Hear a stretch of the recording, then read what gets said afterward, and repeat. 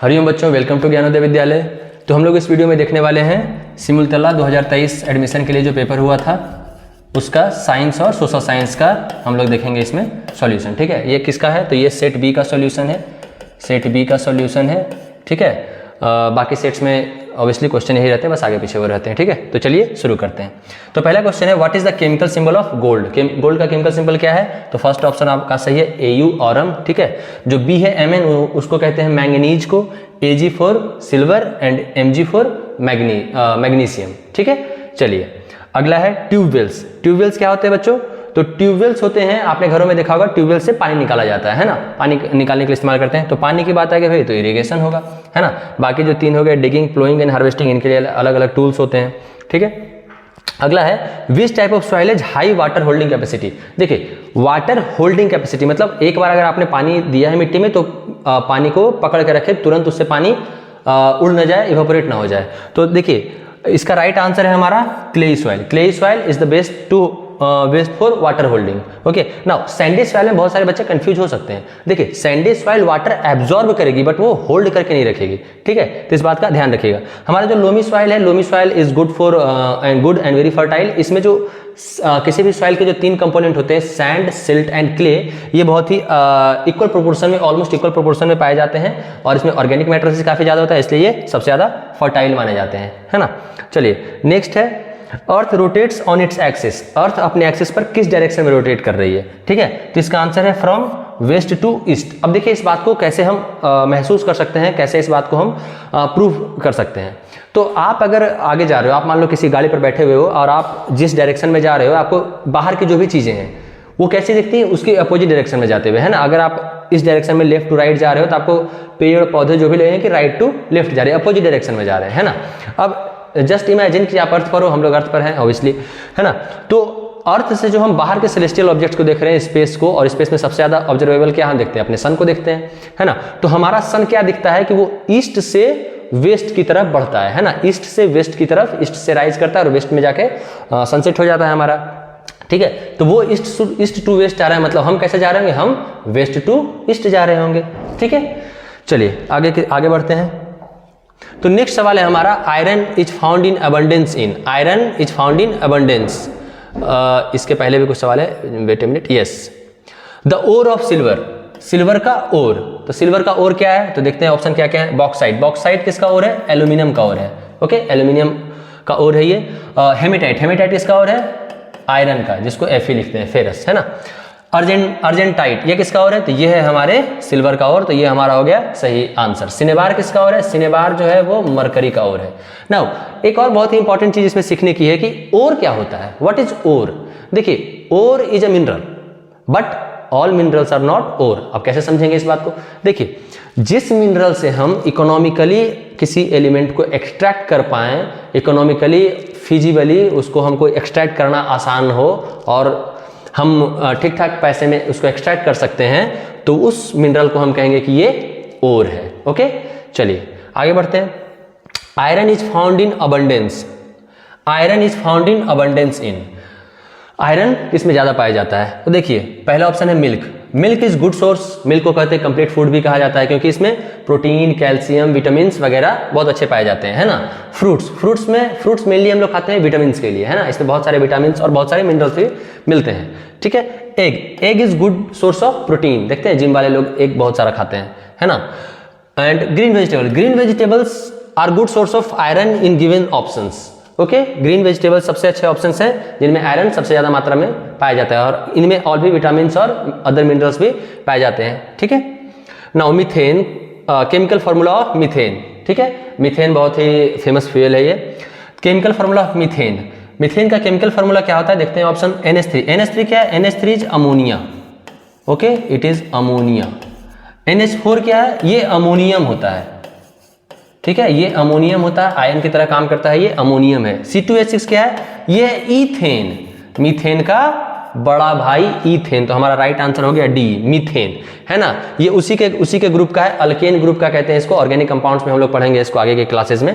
ठीक है, चलिए नेक्स्ट है who invented zero. Who invented zero, ये तो बहुत ही फेमस क्वेश्चन है, मतलब इंडिया प्राउड करता है कि हमने जीरो इन्वेंट किया, ऑब्वियसली प्राउड करना भी चाहिए। तो ये किया था हमारे मैथमेटिशियन आर्यभट्टा ने, जिन पर हमारा पहला सैटेलाइट का नाम भी है ना। अब थोड़े से अगर और साइंटिस्ट के बारे में अगर मैं कुछ बताऊं इसमें, तो सीवी रमन प्राउड है हमें इन पर। ये भी हमारे देश के बहुत ही बड़े साइंटिस्ट हैं और इन्होंने नोबेल प्राइज भी जीता है फिजिक्स के क्षेत्र में। तो इनका काम है, इनके नाम से एक इफेक्ट है रमन इफेक्ट, जो कि पढ़ते हैं हम लोग, स्कैटरिंग ऑफ लाइट से रिलेटेड है, वो कैसे वेवलेंथ वगैरह चेंज करती है, ठीक है, उसके बारे में है। मिलर जो थे ये बायोलॉजिस्ट थे, इन्होंने ओरिजिन ऑफ लाइफ के बारे में डिफरेंट एक्सपेरिमेंट्स किया था। मुलर जो है बेसिकली इन्होंने दिखाया था कि एक्स रे से कैसे जेनेटिक म्यूटेशंस हो सकते हैं, ठीक है, उसके बारे में इन्होंने एक्सपेरिमेंट्स किया था, ठीक है। चलिए आगे देखते हैं। अगला है, थोड़ा सा मैं बड़ा कर देता हूं इसको ताकि थोड़ा आसानी रहे आपके लिए। Yes, good. Now how many colours are there in spectrum of sunlight? बहुत ही इजी सवाल है ये, बचपन से पढ़ते आ रहे हैं ना। कितने स्पेक्ट्रम होते हैं? तो उसके स्पेक्ट्रम में 7 कलर्स होते हैं। विबग्योर जो हम पढ़ते हैं, है ना, विबग्योर, है ना, violet, indigo, blue, green, yellow, orange and red, है ना। चलिए, सबसे बड़ा ग्रह कौन सा है? Largest planet Jupiter. हमारे सोलर सिस्टम में 8 प्लैनेट्स हैं। 9वां प्लूटो पहले था, जिसको कि अब ड्वार्फ प्लैनेट कहा जाता है, वो प्लैनेट्स की गिनती में नहीं आता है। जुपिटर सबसे बड़ा प्लैनेट, उसके बाद हमारा सैटर्न आता है, उसी के बगल में रहता है, रिंग्स हैं उसके पास, है ना। नेपच्यून इस गिवन ऑप्शंस में बता रहा हूँ, उसके बाद हमारा नेपच्यून बड़ा है, और मरकरी बहुत ही छोटा ग्रह है, जो कि सबसे पहला ग्रह भी है सन से, ठीक है। चलिए आगे, the best conductor of heat का बेस्ट कंडक्टर कौन है? तो गिवन ऑप्शंस में अगर मैं देखूं तो हमारा आंसर है मरकरी की thermal conductivity in given liquids में सबसे ज्यादा है ना। चलिए आगे बढ़ते हैं। पर्णहरित क्लोरोफिल इज फाउंड इन, बहुत ही आसान क्वेश्चन था, बचपन से पढ़ते हैं हमने, है ना, कि प्लांट्स फूड कैसे बनाते हैं भाई? तो प्लांट क्लोरोफिल की मदद से सनलाइट को एब्जॉर्ब करते हैं एंड एटमॉस्फेयर से एयर लेते हैं, एयर में बेसिकली वो CO2 लेते हैं ना, एंड ये सनलाइट CO2 वाटर की मदद से वो अपना फूड प्रिपेयर करते हैं, ग्लूकोज बनाते हैं, और उसी प्रोसेस में वो ऑक्सीजन को इन्वायरमेंट में रिलीज करते हैं, है ना। तो हमारा ऑप्शन क्या है? प्लांट्स, एनिमल्स में नहीं पाया जाता है ये, तो बोथ एन भी तो होगा नहीं, वायरसेस में भी नहीं। हाँ, वायरसेस कह दिया है, तो अगर हम माइक्रोब्स की बात करें तो एल्गी में पाया जाता है, ब्लू ग्रीन एल्गी, है ना। चलिए अगला सवाल देखते हैं, ठीक है। Where is sanctuary located in Bihar? अच्छा, देखिए इसने सिर्फ सेंचुरी की बात करी है, तो अगर मैं ऑप्शंस को देखूं तो समस्तीपुर और आरा में तो आपको देखने को नहीं मिलेगा, बट बेगूसराय में एक बर्ड सेंचुरी है, ठीक है, और वेस्ट चंपारण में मोर देन 1 है। इसमें सबसे फेमस है आपका वाल्मीकि नेशनल पार्क, है ना, इसमें कुछ बर्ड सेंचुरीज भी हैं। तो इसमें राइट आंसर तो देखिए ए और डी जैसा क्वेश्चन है उसमें दोनों हो सकता है, बट आई थिंक कि जो सिमुलतला जारी करेगी आंसर के उसमें शायद डी होगा, क्योंकि वेस्ट चंपारण में आपको 1 से अधिक सेंचुरी देखने को मिलेंगे, नेशनल पार्क्स भी हैं, तो शायद डी ऑप्शन दे आई थिंक, बट ए और डी दोनों होना चाहिए, हो सकता है ना। चलिए अगला देखते हैं। Magnet attracts which metal in the following? Magnet जो है वो किसको अट्रैक्ट करता है, ठीक है। देखिए आयरन ओनली नहीं, सिर्फ आयरन नहीं, zinc and copper, iron, cobalt and nickel, these are called magnetic material, इनसे मैग्नेट बनाया जाता है ना।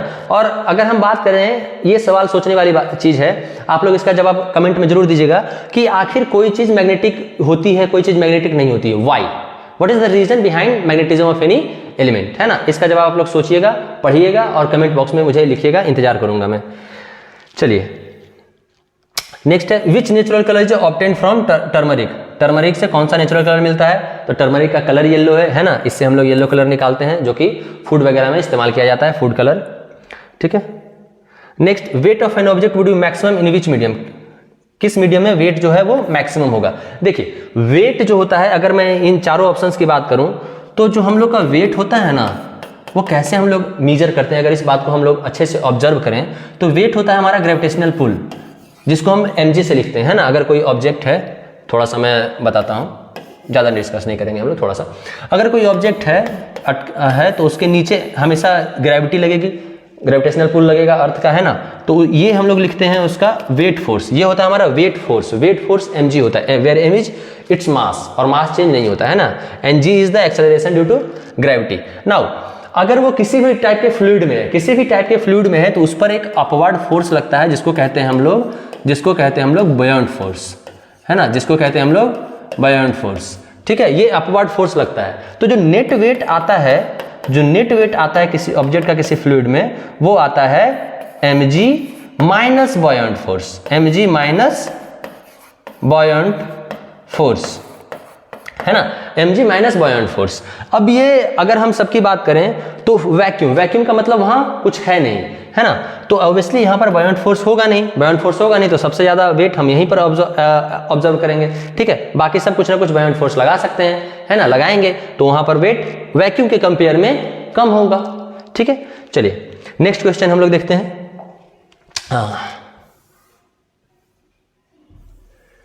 ठीक है, what is the pH value of basic solution? Basic solution का पीएच वैल्यू क्या होता है? बहुत ही फेमस क्वेश्चन है, मोर देन 7, है ना, काफी बार पूछ चुका है ये। Basic solution more than 7, acidic less than 7 and neutral 7, ठीक है। चलिए बेसिक सॉल्यूशन क्या करते हैं, तो भाई पीएच के बारे में हम थोड़ा सा लिटमस पेपर के बारे में समझ लेते हैं, बहुत ही फेमस है। लिटमस पेपर को क्या करते हैं, ये लिटमस पेपर को ये रेड से ब्लू कर देते हैं, और एसिड जो हमारा होता है ब्लू से रेड कर देता है। टर्मरिक के बारे में भी थोड़ी देर पहले बात किया था, तो चलिए दिमाग में आ गया मेरा, वो भी बता देता हूँ मैं। टर्मरिक जो होता है वो भी बेसिक सॉल्यूशन में रेड हो जाता है। जो बाबा लोग दिखाते हैं ना कि आपके घर में भूत है, ऐसे मारते हैं, फिर वो हल्दी और फिर लाल हो जाता है, तो वही यही होता है, ठीक है। बेसिक सॉल्यूशन में जब आप टर्मरिक डालते हो तो वो रेड हो जाता है, ठीक है। एसिड में कोई कलर वो चेंज नहीं करता है टर्मरिक, ठीक है। आगे देखते हैं, विच of the following is a viral disease? Viral disease इनमें से कौन है? अरे भाई कोरोना तो भाई सब जानते हैं, इससे तो ये एग्जांपल है, फिर तो कुछ बात ही नहीं करनी है ना। बाकी जो भी है ट्यूबरकुलोसिस, कोलेरा एंड टेटनस, ये सब बैक्टीरियल डिजीज हैं, ठीक है। ये सब बैक्टीरिया के कारण होते हैं। कोरोना वायरस अब तो सभी लोग जानते हैं, बच्चा जानता है ये। चलिए अगला सवाल देखते हैं। Joule is the SI unit of, joule किसका एसआई यूनिट है? तो joule is the SI unit of energy. Joule है एनर्जी का एसआई यूनिट, ठीक है, एनर्जी और वर्क डन दोनों का, ठीक है। मोमेंटम का एसआई यूनिट क्या है? तो मोमेंटम का एसआई यूनिट होता है आपका केजी मीटर पर सेकेंड, है ना, मास इनटू वेलोसिटी। फोर्स क्या होता है? फोर्स का होता है हमारा न्यूटन बाबा हमारे। पावर क्या होता है? पावर का एसआई यूनिट होता है हमारा वाट, ठीक है, याद रखिएगा ये सब। आगे देखते हैं। क्लोव लौंग जो खाते हैं ना हम लोग, क्लोव किससे ऑब्टेन्ड होता है? तो क्लोव होता है एक फ्लावर बर्ड होता है, ये फ्लावर बर्ड होता है ना, ना ही रूट होता है, फ्रूट्स, लीव्स, ये सब नहीं होता, ये फ्लावर बर्ड होता है, ठीक है। आगे देखते हैं।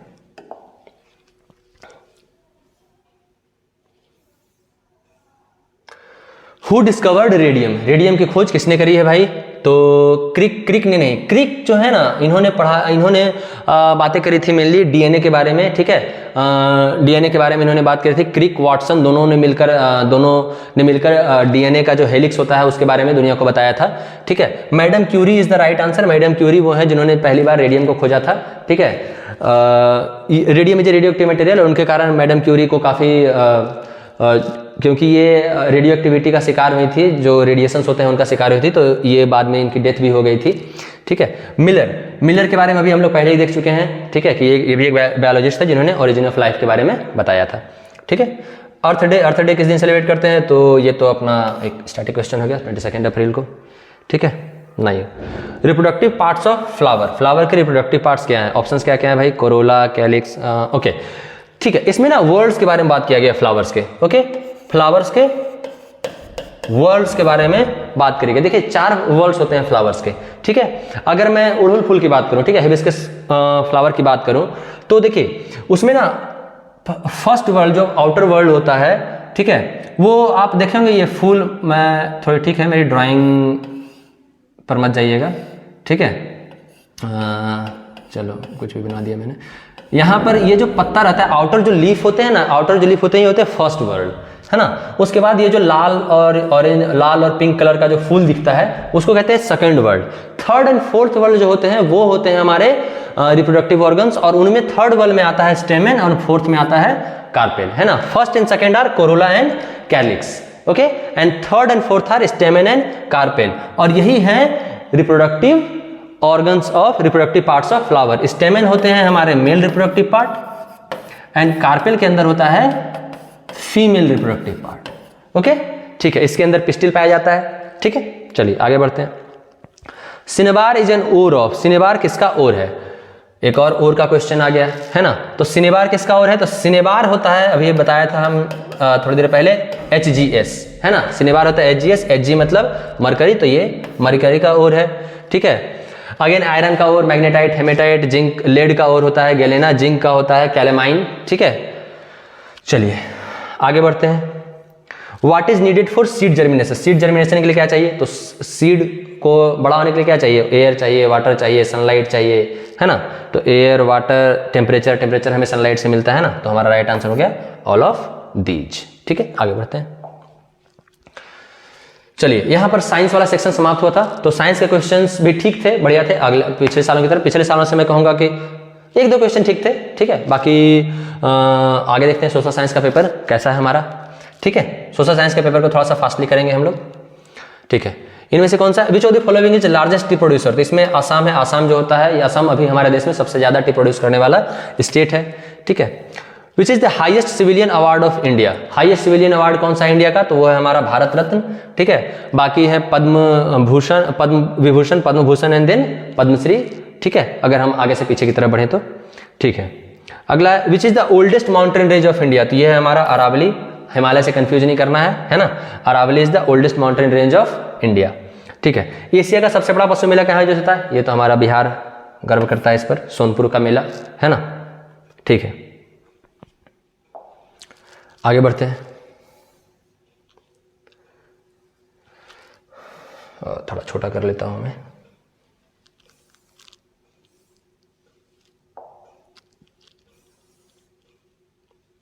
सॉरी क्या कर रहा है ये, चलो ठीक है, समय बर्बाद नहीं करना।